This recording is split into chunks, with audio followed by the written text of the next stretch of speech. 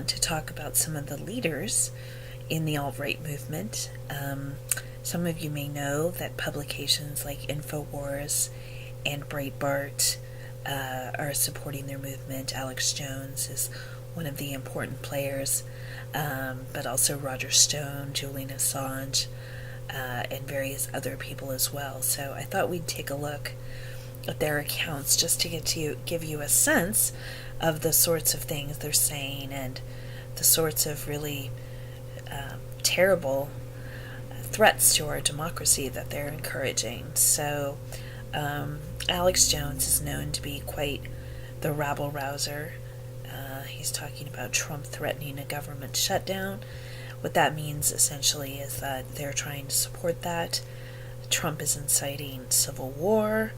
In this particular case, Paul Joseph Watson of Prison Planet is saying that CNN is endorsing alt-left groups who are calling for civil war. That is not, in fact, the case. We are actually calling for peace. We're a peaceful movement. We're a nonviolent movement. And the only thing we're calling for is peaceful protest and resentment. Resentment. I didn't mean resentment, I meant resistance. But we are resentful, I have to tell you. So let's see, that's being a little bit slow. So let's take a look at Roger Stone, who I would call the architect of this dystopian reality. He is featured in a documentary which is now on Netflix, which he's very proud of, called Get Me Roger Stone. He likes to refer to himself as an agent provocateur, or a Joker type, or someone who burns down the house. He is very pro-marijuana, but really a terrible, hateful, horrible person. So here's another thing the alt-right is trying to do. So this is a trope.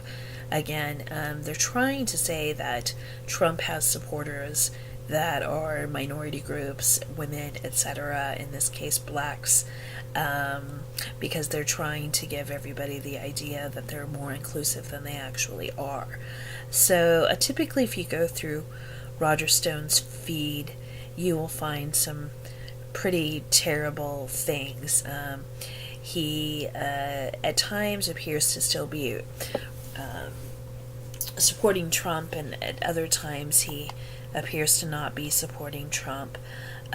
So he's a bit of a crazy guy who follows people like this guy, Jack Posobiec is his name, who's the author of a book called Citizens for Trump. He has about 200,000 followers. He's former military. Some of these people are former military. I think I have Jack actually pulled up over here. So a lot of this stuff about the alt-left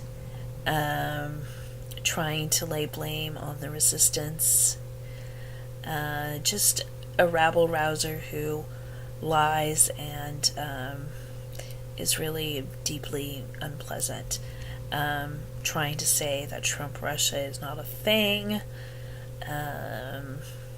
Let's see, more stuff about alt-lefter.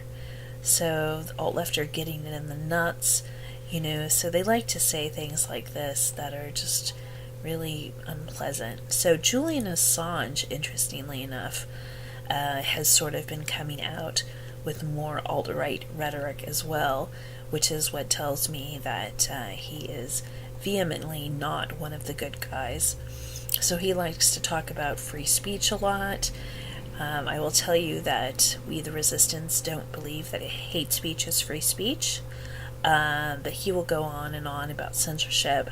But you also see a lot of stuff in his feed that's really anti-women, and I'm not sure if I'll be able to find any of that stuff today, because he appears to be on a interested in different things today. But he's been saying stuff that's pretty anti-women, and I can tell, just from having been paying attention to the propaganda and the tropes, that he's definitely supporting the alt-right.